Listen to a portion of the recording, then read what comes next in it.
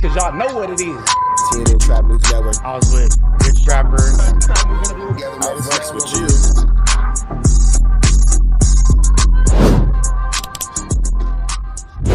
What's the deal, y'all? What's the deal, y'all? What's the deal, y'all? Rich Trapper tapping in, TNN Trap News Network. Back in this thing, back in this thing. It's like cracking this thing here at TNN Trap News Network.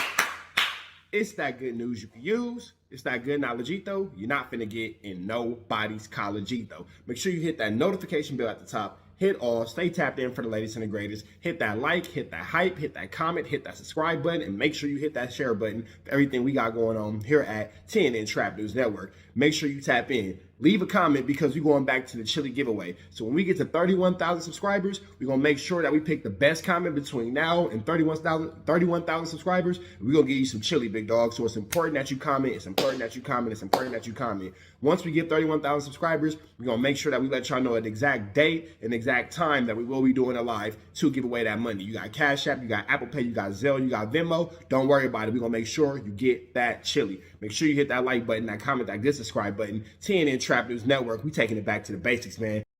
And my man TSU Surf is not only home, but he on Twitter Spaces.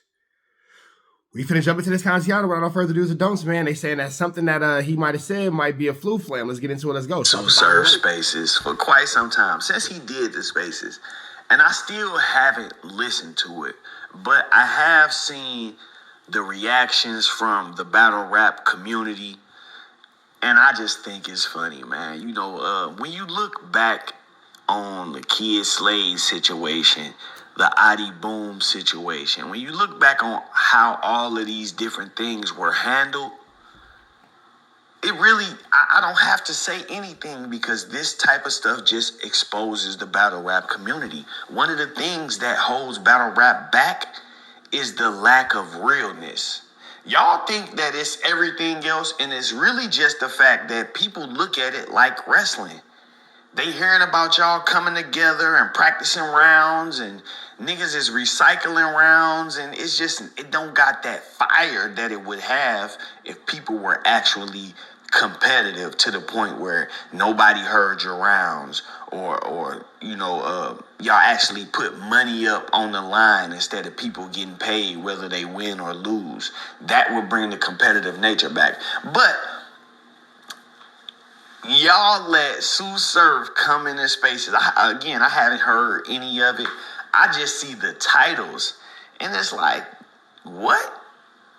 Y'all let a rat come back and just tell y'all what to do, and everybody was, oh, Surf is back.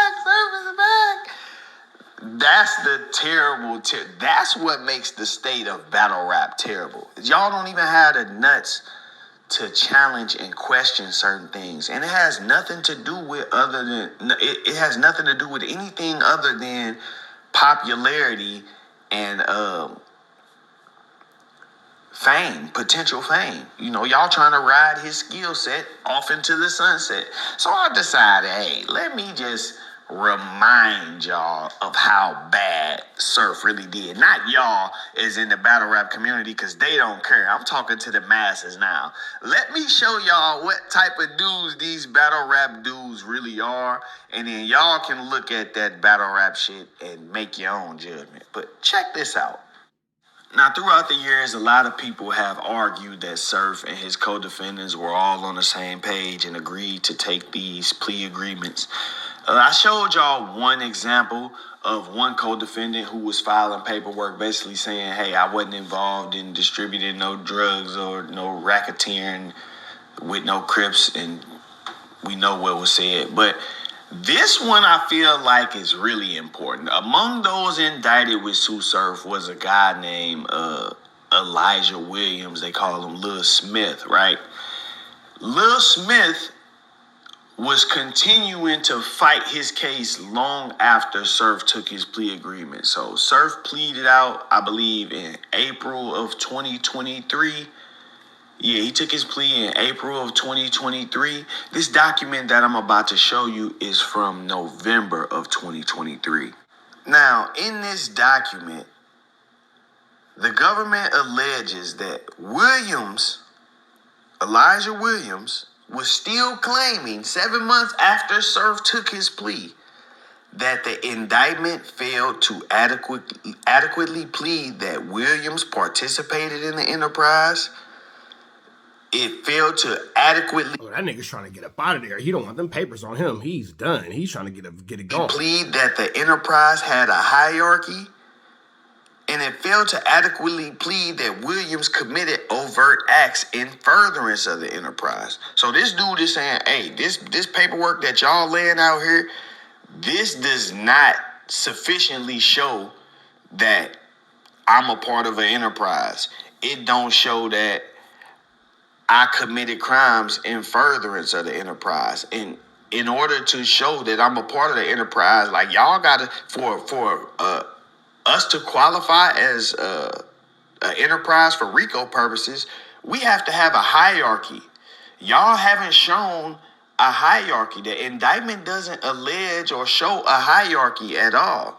And I think what he was trying to do was he was trying to get them to show them like a chart, or, you know what I mean? Like, show them what ranks they had people positioned in. I don't know, but he was basically saying, hey. Now, that's enough definitely to get you a RICO charge. If you have people in ranks, he's a capo, he's a boss, he's a general, he's an enforcer, he's this, he's that. All that will definitely come into effect into a RICO. Ain't no hierarchy involved in this at all.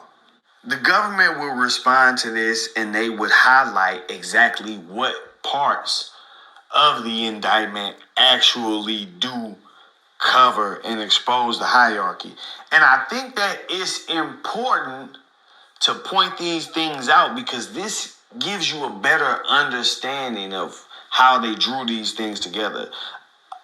I believe that Williams was in the same position that a lot of people are in, where they see these words, they read them, they know how to put the sentence together, but they don't actually understand what it means. So he's looking at this indictment and he's saying, hey, it ain't nothing on here that say I'm a part of no enterprise, or, you know, that we got.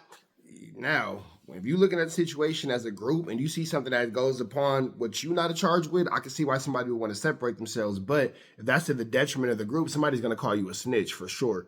No hierarchy or nothing. And what the government did is they directed his attention to certain parts of the indictment that listed the things he's saying that they don't have. They even included an excerpt from the actual indictment. And it reads, though an enterprise need not have an hierarchical structure, this particular enterprise did, and its structure is pled in the indictment, which states that the rules governing the Rolling 60s establish, among other things, a hierarchical power structure in which members are given designations or ranks signifying their status within the gang, and a system of discipline and punishment for those members who violated rules or failed to carry out orders from higher ups. And then it says ECF 43 at 4. So it's telling you that this is the document 43 at page 4. Specifically, sections 5A and B.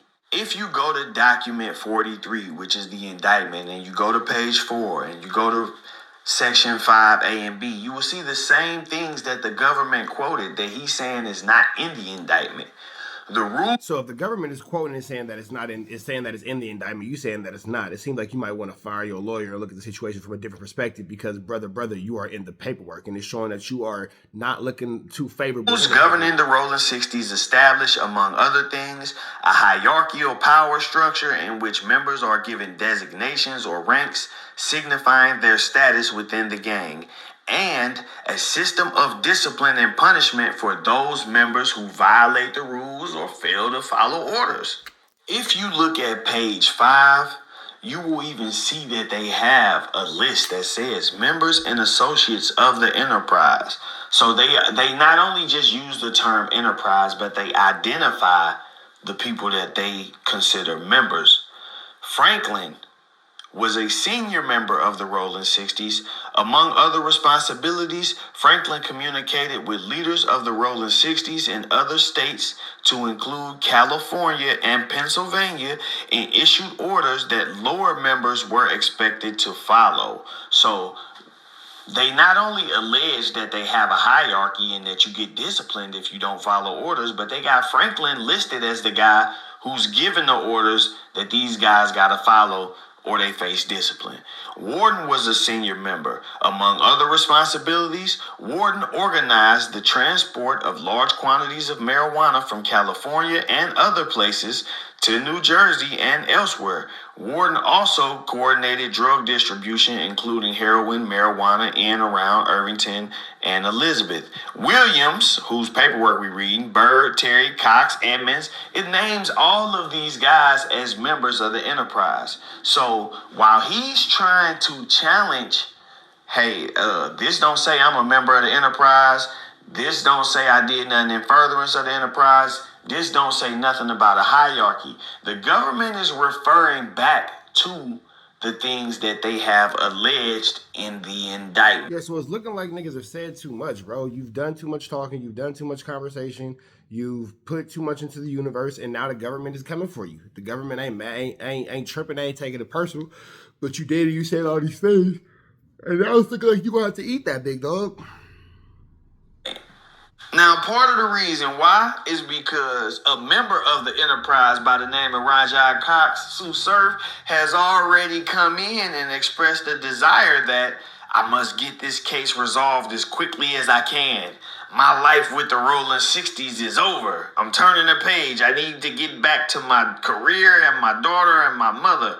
Mr. Whipple, help me. Please do anything you can to try to get this case resolved and get me before the court as fast as possible. Somebody already went in there and said that. And as a result of him saying that, the government said, well, all right, we'll offer you a plea deal, just plead out to racketeering. And he accepted the deal and went in the courtroom and said this. The judge asked, Mr. Cox, did you know that you were a felon and thus prohibited from possessing firearms? Yes. Additionally, during the previously mentioned time period, did Nigga, if the answer is yes, then you know that you pulled a stupid move, bro. you knowingly and intentionally conspire with other members and associates of the enterprise to distribute and possess with intent to distribute at least 40 but less than 60 kilograms of marijuana across state lines? Mr. Cox, aka TSU Surf, answered, yes. Yes, ma'am. The judge then asked, Mr. Cox, from at least in around 2015 through September 22nd of 2022, were you a member and associate of the Rolling 60s neighborhood Crips gang known as the Rolling 60s or the Enterprise? Yes, ma'am. Did the Rolling 60s operate in the District of New Jersey, Mr. Cox? He answered, yes, ma'am. Key part, because this is what Elijah Williams was trying to fight. Did the Enterprise have rules, traditions, protocols that you were expected to follow as a member and associate? Yes, ma'am.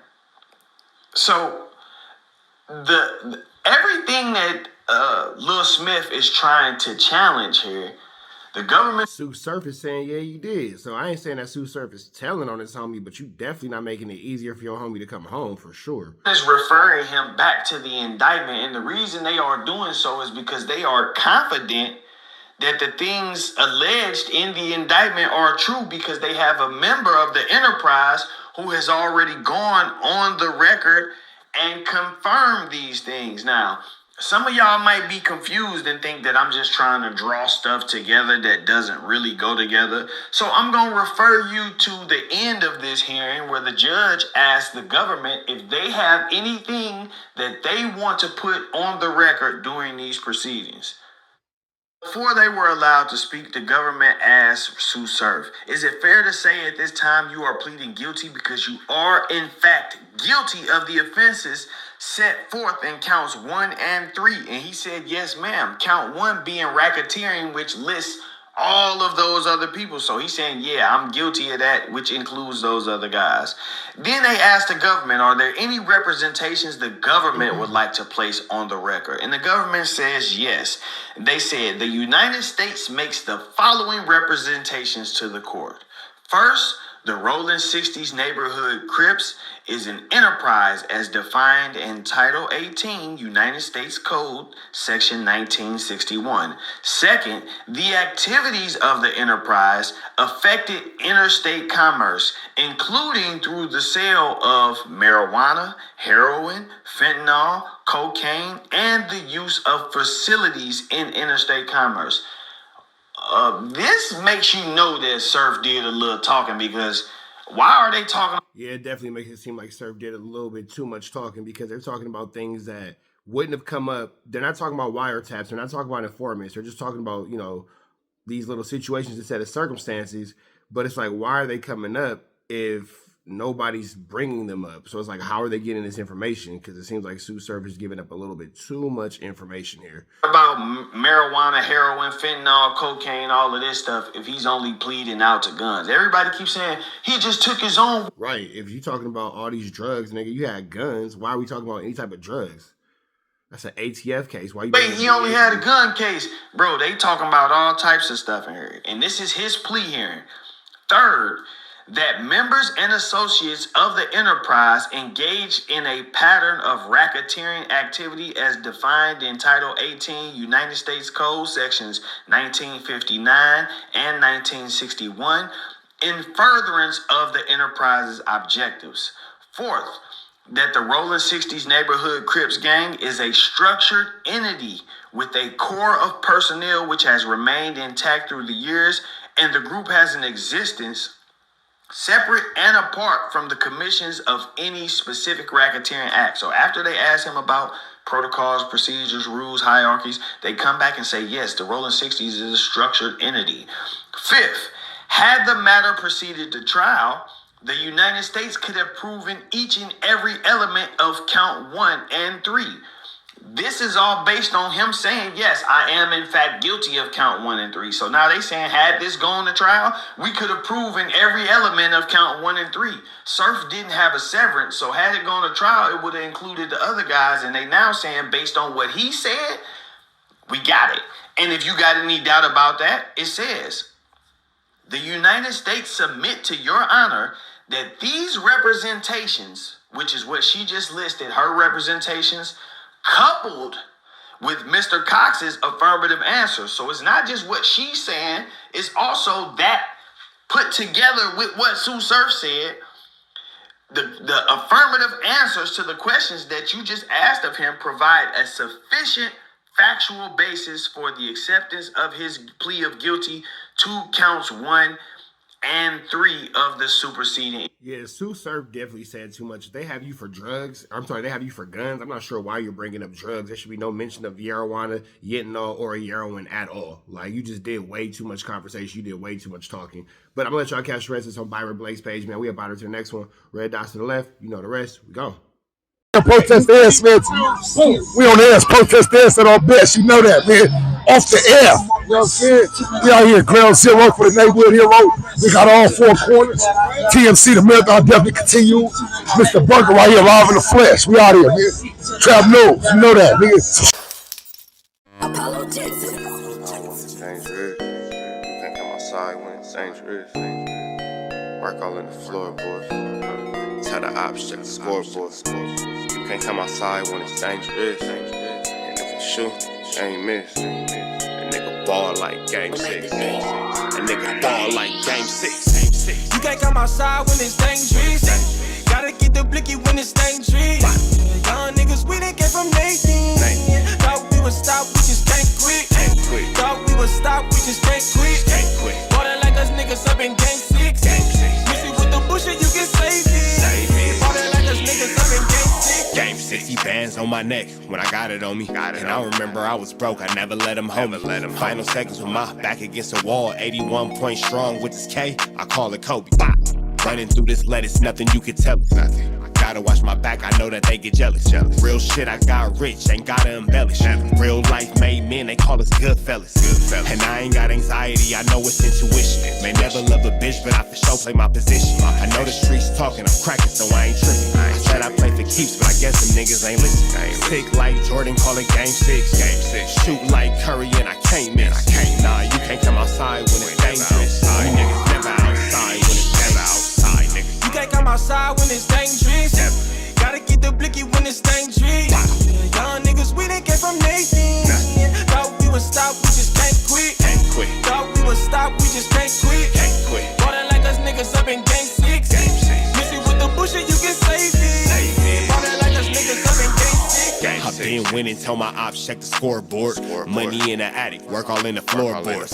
Late night, that's the life that we pray for. Overtime with the pack is what we in the game for. Put myself in the game and everything is just a memory. Made a couple plays for the pain, not an enemy. Gotta watch my friends more, I gotta watch the enemies. Niggas hella fake, I know we're enemies' intentions. I let it go until it click if I'm aiming. Started staying safe and ended up staying dangerous. Game on the line, see the pressure I can take. Hall of Fame shit, so if it's mine, I'ma take. Niggas sick like Jordan, call it game 6. Niggas shoot like Curry and I can't miss. Niggas never outside when it's dangerous. Niggas never outside when it's dangerous. You can't come outside when it's dangerous. Gotta get the blicky when it's dangerous. Young niggas, we done came from Nathan. Thought we would stop, we just can't quit. Thought we would stop, we just can't quit. Ballin' like us niggas up in game 6. Miss it with the bullshit, you can save it. Ballin' like us niggas up in game 6. You can't come outside when it's dangerous. Gotta get the blicky when it's dangerous. Young niggas, we done came from Nathan. Thought we would stop, we just can't quit. Thought we would stop, we just can't quit. Ballin' like us niggas up in game 6. Miss it with the bullshit, you can save it. Ballin' like us niggas up in game 6. Sick like Jordan, call it game 6.